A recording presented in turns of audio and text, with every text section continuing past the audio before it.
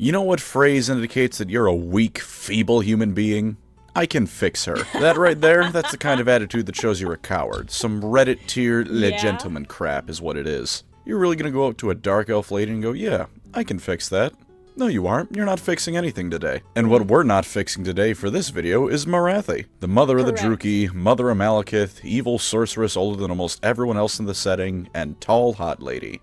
Very tall, hot lady. She's been a Slanesh cultist, a faction leader, a goddess, and more. And overall, she's a pretty horrible person in pretty much every way you can imagine. And you know what the right attitude to take when discussing her is? It's not, I can fix her. That is not why I'm here today. The attitude I'm bringing to the table now is simple. I'm going to talk about Morathi, her lore, her tabletop, and how she can make me worse. You hear me loud and clear out there, everyone? I'm not here to discuss why she's a horrible person. I'm here to get stepped on. Sit down, shut up, and listen to the worst lore video you're ever going to watch in your life, because I'm down bad, and I'm not getting better about it. But before we start, though, imagine this. Let's say you are a dark elf after some invasion or other. You served Morathi well, and now you've got some downtime to kill. You want to take some time to feel good after a successful raid. You know the perfect way to de-stress? Adam and Eve, the sponsor of today's video. Let's be upfront about what you're getting here. Adam and Eve make adult toys. All different kinds. Any sort of toy you can think of, Adam and Eve has. Looking through the catalog is like looking through an art gallery, except instead of boring paintings and sculptures, it's the finest adult toys known to mankind. They've got anything you can think of to spice up your life a bit. Funny. But maybe you're thinking you'd like to keep things on the down low a bit. Not to worry, Adam and Eve has discreet shipping just for you. They've got 24/7 customer service and a 90-day return policy, just to make sure all your goods are in order. They've been in business for over 50 years, so you can rest easy knowing they're making quality products only. And just to put the pop cherry on top, 20% of their profit goes to fighting the spread of HIV. That's a worthy cause if I've ever heard one. Cool. And just to spice up this already saucy offer, here's a deal from me to you. This video is sponsored by Adam and Eve. Sorry, that's like, here's a deal from me to you. I'm like, no thank you. No thanks, Pancreas. I'm good. I don't need any deals. .com. Use code Pancreas for 50% off one item, plus free shipping in the US and Canada, plus free rush processing. Some exclusions apply. So what are you waiting for? Shop at Adam and Eve today and start feeling good. Now then, let's continue being down horrible. Morathi long ago was once nothing particularly special among the elves. She's so goddamn old that she was alive when the elves were all one faction, and the Great Catastrophe hadn't occurred yet. The elves' existence up to now had been chilling out on Ulthuan and nothing else. No demons, no millennia-long civil war, they weren't even aware of the dwarfs yet. She did, however, have two things to set her apart. She was beautiful beyond compare even back then, and since she was 11 years old, she kept receiving visions of worldwide doom and destruction. For whatever reason, she could foresee the Old One's gates at the poles erupting into chaos demons. No one believed her, though, despite the fact she did everything in her power to convince the elves of the coming danger. In her mind, it was because she thought the elves were so content and complacent in their paradise world the Old Ones were creating for them that they just couldn't comprehend things going so wrong. Personally, I think it's just because her only argument was to go look how hot I am to convince people that the world was ending. When your best defense against a counter-argument is to go look how great my tits are, you probably aren't winning the hearts and minds of the people. I see your point. Counterpoint. Boobs.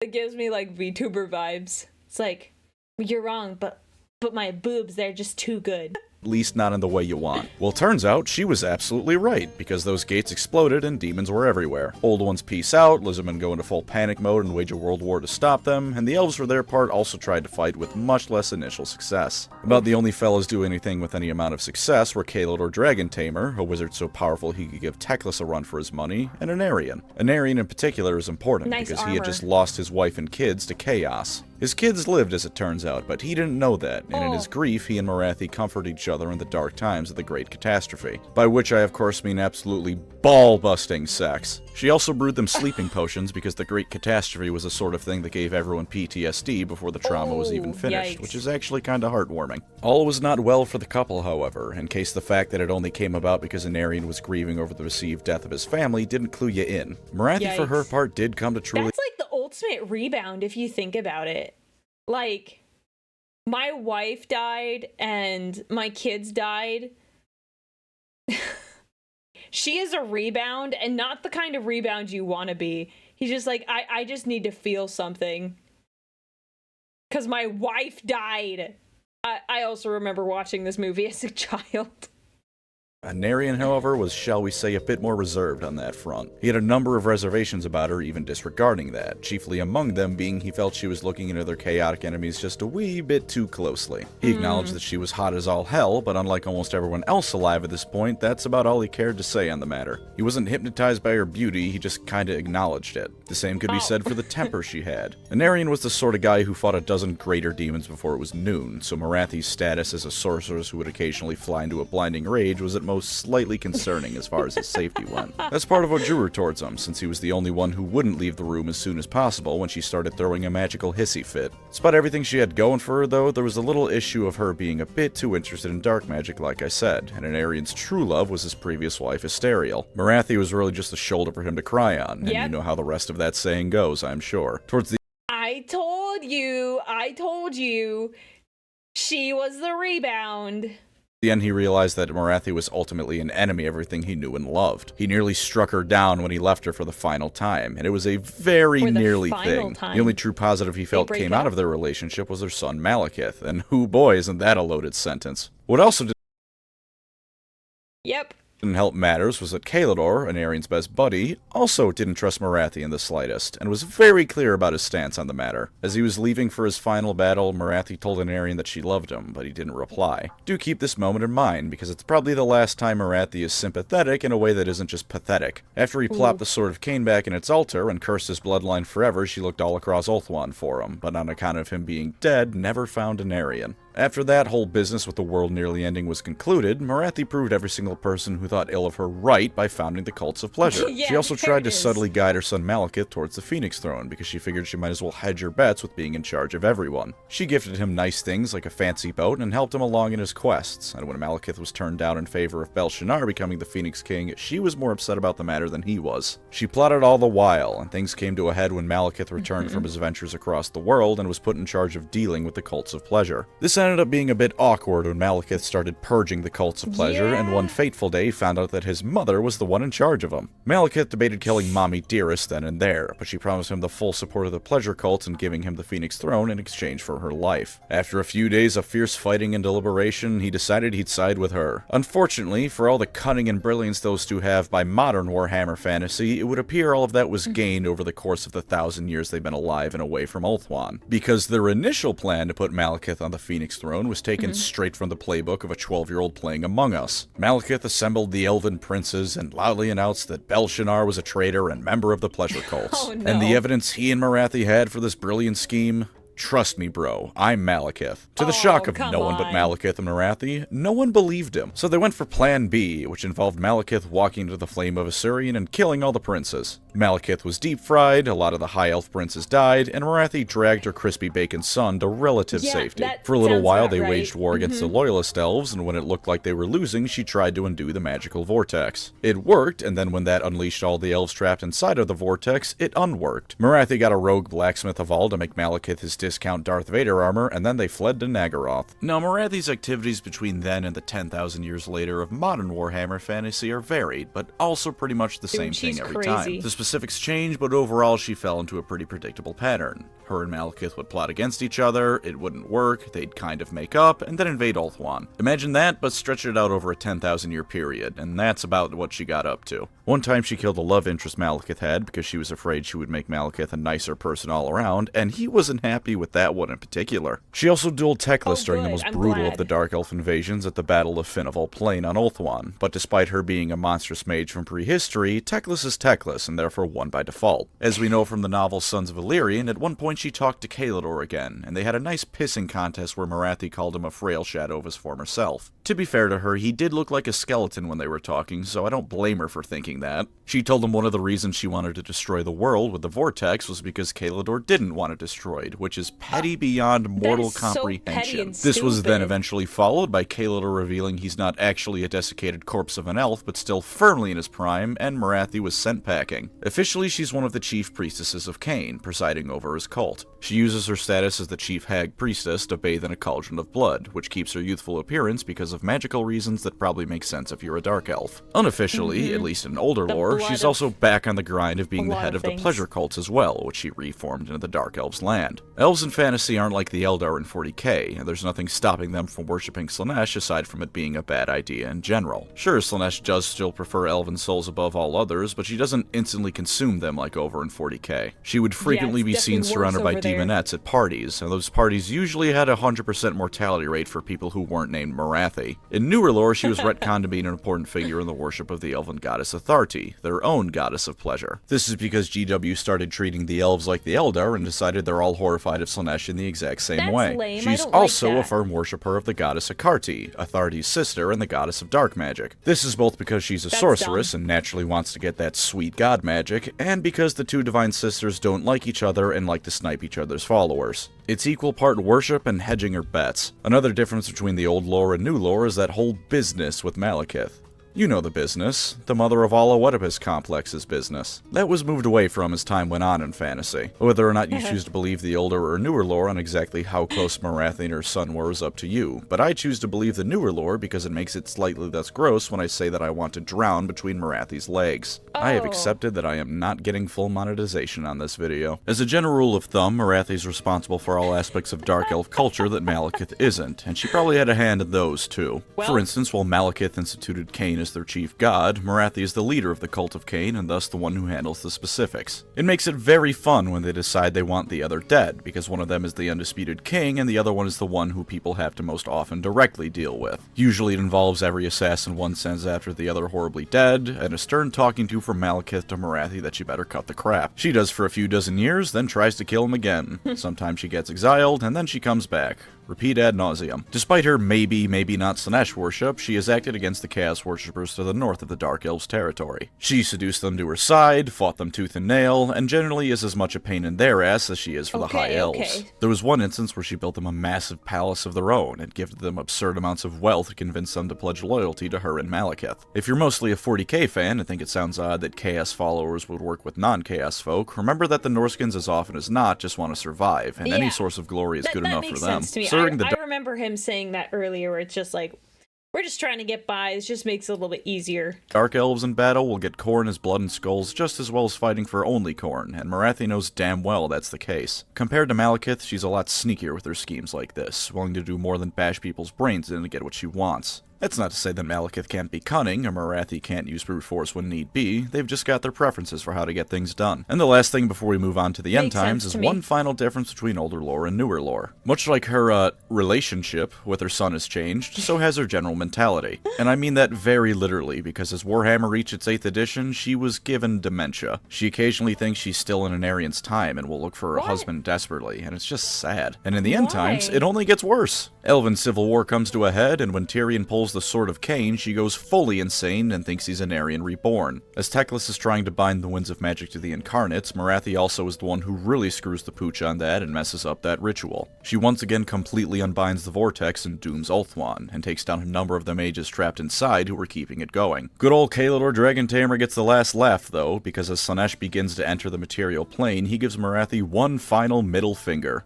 As the ritual was coming to an abrupt end, Morathi tried to flee on account of not wanting to get Slaaneshed. Then Kalidor comes in with the people's elbow and drags Morathi into Slaanesh's maw with him. No, he didn't actually use a wrestling move, but come on, tell me the mental image doesn't make it better. And at least as far as I'm concerned, that's the most important bit of Morathi in the end times. She pushed Tyrion to be even crazier, and she got killed. In terms of what she actually did, not much. But in terms of the ramifications, I can comfortably say she ruined almost everything. Oh, she was also revealed to be the mortal incarnation of Hecate. You would think that would mean something, but much like almost every plot point in the end times, it doesn't. But we're not done with the Dommy Drooky Mommy yet, because she comes back in Age of Sigmar. Somehow Morathi returns in Olgu, the realm of shadow. For a while she was alone with nothing but beings of pure shadow she created with her magic, until eventually she found Malekith, who I will not refer to as Malarian because I simply do not care for the name change. Unlike her, Malekith was was now a true god, as were Tyrion and Teclis. Wow. Rather understandably, this made her a bit upset. Not that she really deserves godhood, but I get the frustration. She did, however, have one thing going for her: the key to accessing Slaanesh to steal away the devoured elven souls in her stomach. She may not be a god, but she's still got some leverage, and more to the point, a reason for the other 3 elven deities not to just end her life. They split the souls amongst themselves to try and recreate the elves of old with, and naturally, Morathi dicked around with the ritual to ensure she got slightly more than the others did.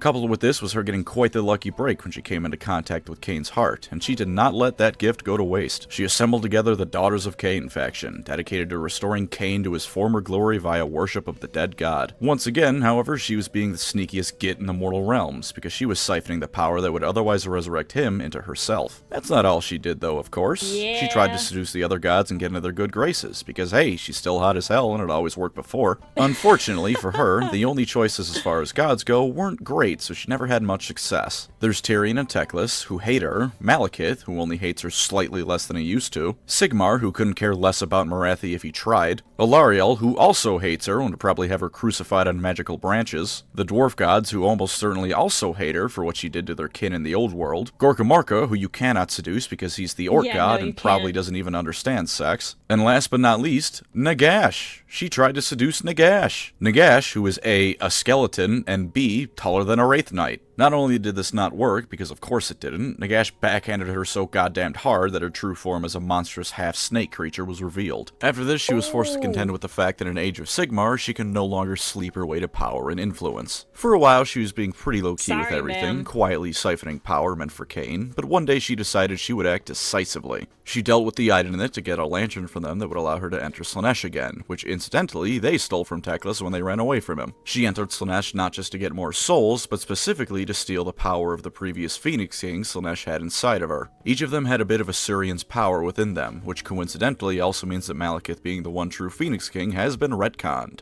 Thank God. When she reached the last and first one, Anarion, she paused. Even after countless eons and the end of the world, she still held some small bit of love for him. But do you remember how he didn't say he loved her back at the end? That's gonna be Absence did not make his heart grow fonder, and he cut her soul in 2. Because of this, Morathi's attempted godhood both did and didn't work. On the plus side, she was now a full goddess. Good for her. On the downside, there's a whole lot of crap she has to deal with now because of it. The first thing she did upon reaching godhood was annexing the city of Anvilgard from under Sigmar's nose. She had the excuse of the fact it was going to be crushed by orcs and a rampaging destruction god without her intervention, but this coupled with the fact she's now a full god means Sigmar and the rest are going to be watching her like a hawk. And now instead of being able to choose between looking like the hottest elf ever or the hottest snake monster ever, she's now one being with 2 bodies. The elf version is Morathi Kain, and the snake lady is now the Shadow Queen. The Shadow Queen seems to have gotten a bit more of Kain's influence than she would have liked. The god Kragnos whooped her ass during the whole Anvilgard business, and she's on the warpath to rematch him, in spite of the fact she'll probably still get bodied, and Morathi is having issues reining her in. It's looking more and more likely that the Shadow Queen half of Morathi is going to be causing some diplomatic issues in the future. And despite now becoming a proper god, Sigmar still deems her beneath his notice, which pisses her off to no end. Instead of dealing with her himself, he sent the Celestin Prime to do it. She wasn't happy with the implication of still not being worth his time, but they disappeared into a room for a while, and when they came out, Morathi was allowed to have Anvilgard in exchange for all the Stormcast within the city. She renamed the city Har Kuran and is contending with the fact that everyone inside of it would rather her not be in charge. Interestingly enough, the dwarf god Grungni of all people told the Celestin Prime to just let her have the damn city. Like I said before, never would have thought he cared for her in the slightest.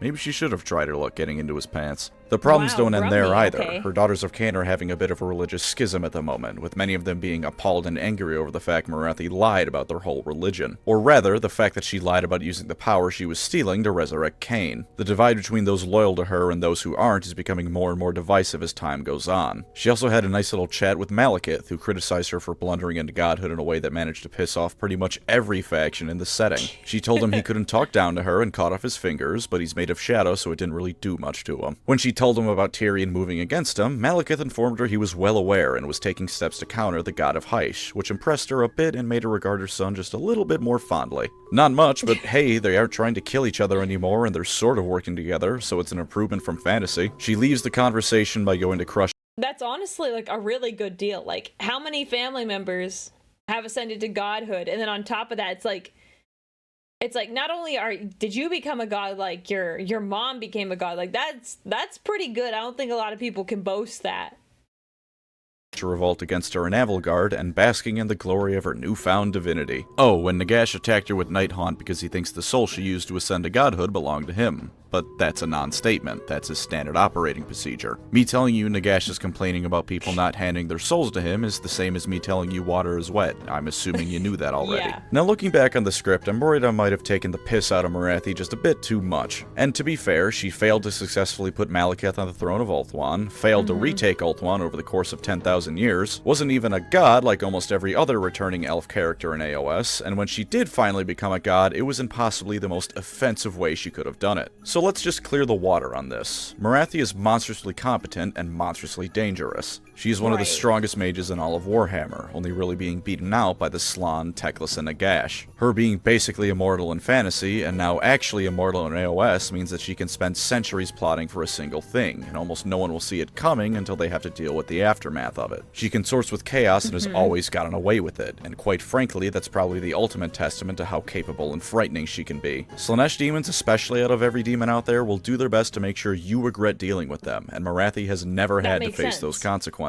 Unless your name is Aletha Nar, you would do well to be deathly afraid of what this woman can do, because she can either have a network of spies spanning the entire world blackbag you, or send your very soul to the depths of hell herself. To reinforce this, let's look at how monstrous this elf can be in Age of Sigmar. For lore positives of Morathi, she's a cunning sorceress who's held her ground for 10,000 years in Warhammer Fantasy and managed to survive being eaten by Slaanesh. She's crawled her way to godhood inch by agonizing inch and hasn't let anything stand in her way. If you want a character that not only has the strength of will to face the most daunting of challenges, but the cunning and power to do so in a variety of ways, you want her. She's of course also a pick for you if you want a faction leader to be in your army. She founded and leads the Daughters of Cain, and more to the point, she's a goddess now, which is another thing going for her from a lore standpoint. Yeah. It leads into a couple positives actually. She's shown growth in ways beyond just character growth. Seeing a character grow and change is always nice, but failing that, seeing them grow physically can be just as cool, and there's no upgrade quite like reaching divinity. If you like returning characters from Warhammer Fantasy, she's of course an ideal pick, with the added bonus that our army is largely also made up of returning Warhammer Fantasy models. Or at the least, it's inspired by the Witch Elves from Fantasy for the newer models it has. And finally, for lore positives, attractive dark elf lady who will crush your testicles. I told you I was here for her to make me worse, didn't I? And let me just counter a few of the arguments I can see coming to that statement. She's a monster, ad hominem. She's a dark elf, they're inherently evil.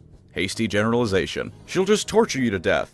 You don't know what I'm into. As for tabletop positives, she's good at everything. Because remember, she's both a snake monster and a sexy lady. Her elf form, Morathi Kane, is quite the spellcaster. She can cast 3 spells a turn and unbind 2, and automatically knows the lore of Shadow. She also has the spell Black Horror of Olgu, which is a nice way to get some easy mortal wounds. With a 4-up save and 6 wounds, she's not exactly the tankiest around, but we'll get to why that isn't so bad shortly. She can have any Daughters of Cain unit fight for free. She's treated as a general even if she's not your general, and all units trying to hit her automatically subtract 1 from their roll because of how hot she is. But you don't just get Morathi the Mage out of taking her. See, that's why you don't have to worry. She can wear her bikini armor and it doesn't matter.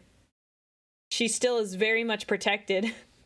You also get Morathi the Shadow Queen out of the deal. It used to be that you could choose to have her transform, or depending on how many wounds she's taken, she'd lose control and do it. But now you take both of her forms at once, since her ascendancy to godhood split her soul in half. Whereas Morathi Kane fights by casting spells, the Shadow Queen's role on the battlefield is to fuck your opponent in the mouth. At twice the number of wounds, she's much tankier, but the most standout rules in this department are the 2 bodies, 1 soul, and Iron Heart of Cain rules. Any wounds Morathi takes are instead allocated to the Shadow Queen, and the Shadow Queen cannot take more than 3 wounds per turn. If an ability would kill either of them outright, the Shadow Queen just takes an automatic 3 wounds and that's it. While the Shadow Queen can't heal, she arguably doesn't need it. Throw her in the middle of the enemy's army. It's probably not gonna matter until turn 4 at the least. This pairs nicely with how absurdly powerful the Shadow Queen is in melee. Morathi in melee is okay, but nothing to write home about. The Shadow Queen can dish out dozens of wounds a turn, and she lets some of the Daughters of Cain more monstrous units fight better with a +1 to their attack stat. To top it off, she can fly, and until her stat line starts degrading, has 14 inches of movement. Wow. There is nowhere safe from her.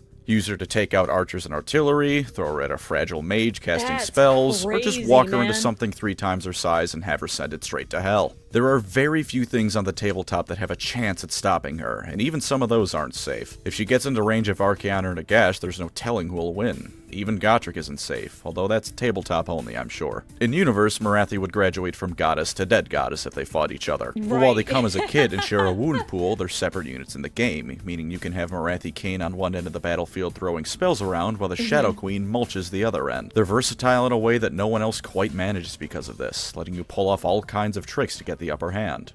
Very fitting for Morathi's character. And either way, her models are gorgeous. All half jokes about how attractive she is aside, Morathi... Ooh, I really like the snake one. That one's really good. Kane is the epitome of an evil sorceress as far as modeling goes, and the Shadow Queen is beautiful in the way only the most monstrous of models can be. As for her flaws, though, she's got a few. Lore-wise, she's kind of been playing second fiddle in some way all her life. She was second fiddle to Anarion and Kalador, second fiddle to Malekith, second fiddle to Malekith, Tyrion, and Teclis as gods in AOS. She by no means accepts this as her place in life and constantly strives for more, but you'll notice she has a lot of stumbling blocks in her way. Kind of makes her an underdog, which is appealing in its own way, but just keep everything in mind. She's also evil. Just straight up a horrible person. As I said before, I have no issues with this, but I'm a simp for anyone with 2 X chromosomes and pointy ears. Myrrh notwithstanding. She's directly killed at least thousands and indirectly gotten millions killed, and between her and Malekith, arguably they put the world in a state that the end times could have happened in the first place. In Age of Sigmar, she's only on the side of order because she wants to build up her own twisted civilization. No one on her side likes her, it's just that her choices outside of that are Chaos, the Orcs, and the Skeleman who pimp-slapped her so hard her magic turned off. Morathi is probably the last person you want in your army if you want to be under any illusion you're fighting for a higher purpose, because even her lies to the rest of the daughters of Cain involve bringing back the god of murder. For all her cunning, she also seems to be completely unaware of the consequences of her own actions. Take her desperate bid to achieve godhood.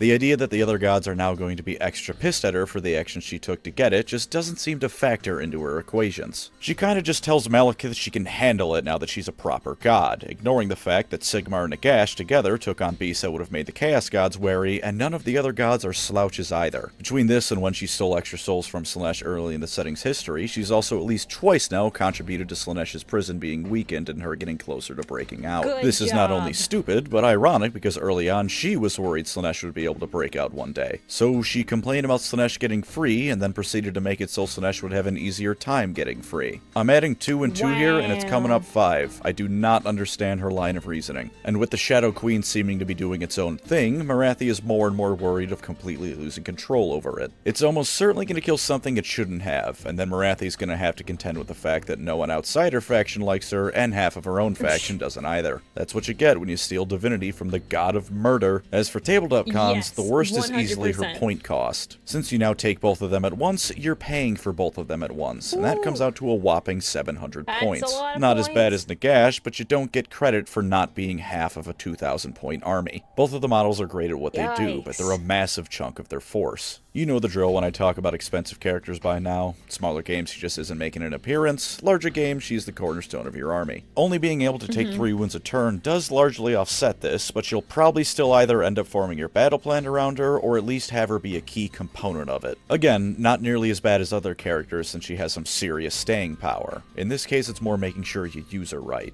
Having the Shadow Queen chase cavalry around all game while the rest of your army gets butchered isn't gonna feel good, so make sure you don't do that. Definitely not. And of course, when one goes, so does the other. Suddenly losing a potent spellcaster and a melee beatstick at the wrong time could cost the game, and while she'll probably have wiped out something important by that point, it's a sort of thing that might take you as a player some getting used to. I feel safe in the assumption that most people will expect only one model to be destroyed when you kill one model, not 2 of them, so it's just something to consider. It's pretty clearly stated in the rules, so it's not like GW is hiding it, you just have to get used to the fact that 2 models have the same pool of HP. Honestly though, that's about all I can say is bad for her tabletop stuff. Yeah, a degrading stat line makes her weaker over time, but her elven form doesn't have one, and she's still disgustingly powerful even as she drops down. I can't even say you need to worry about the enemy focusing everything on her or her weaker elven form, because if they do, they're gonna hit that wall of not being able to cause any more wounds that turn. And to be clear, it's an entire turn this lasts for, not just a single phase. This is the shortest rules con phase I've ever done, because there just isn't much bad to say about her. The best bet you have for dealing with her quickly is managing to inflict wounds on her during both of the player's turns, since those are technically separate turns, but even then, that's 2 turns for her to smash your army to pieces with impunity. I mean, for God's sake, the biggest complaint I have is that I don't understand why Morathi Kane Pain even has her own hit point stat. I feel like I'm missing something that'll either let you snipe Morathi or give them a technical total of 18 wounds, but I can't figure out what. If I'm missing something glaringly obvious, please let me know. She's also, of course, in Warhammer Total War. For the short and sweet of that, you can recruit a small number of DMATs to her faction, and she causes Slanesh corruption, showing that CA is going for the older approach to her lore. Her voice in the game's the sort of thing to make an appearance in the dreams you don't tell people about. Her model is one slightly adjusted piece of armor away from demonetization, and she's a powerful casting lord that can unlock a flying mount with everything around her starting area she needs to have a solid first 20 turns. The downside of this is that all her neighbors hate her, with the starting pact with Mazdamundi almost certainly not going to last much longer than that, while Ulthuan is about 5 feet to her right. The Usur do not like Morathi, and Tyrion is sooner or later going to launch a crusade to rip you to pieces, while the Lizardmen do the same from the south, and Kislev of all factions does it from the north. If you're going to play Morathi in Total War, understand you are playing Dark Elf Techless. And with that, we have Morathi.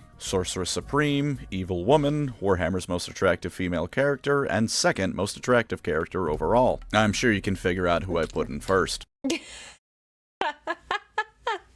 There it is, his first love. Carl. Thank you as always to my wonderful channel members. I can't think of a single comparison joke for this video because everything I come up with is completely awful. So how about I just say thank you for the support. If you'd like to support the channel, feel free to subscribe or become a member. Either way, thank you for watching and take care out there.